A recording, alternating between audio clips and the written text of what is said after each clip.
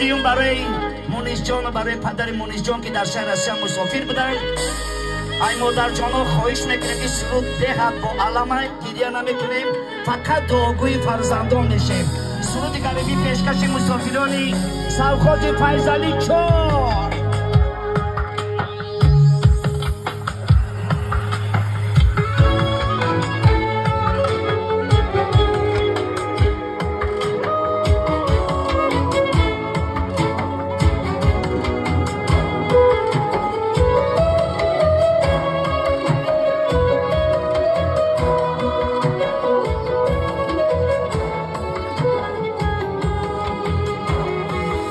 Rasia o mandu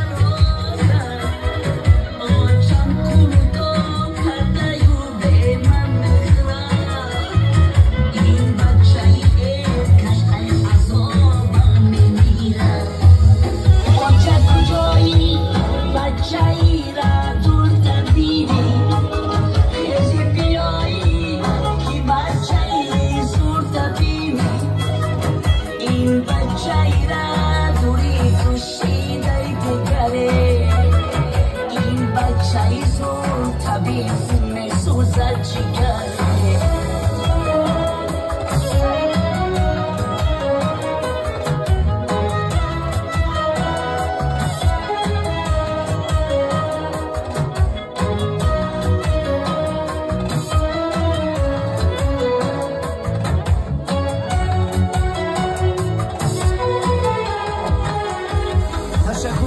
برای سرود غریبی بیا برای مسافره همین دهه یک قرصک بردوام میخوازی ملیک شود زنده باشید ما در خدمت شما سرودای ما پایانداز شما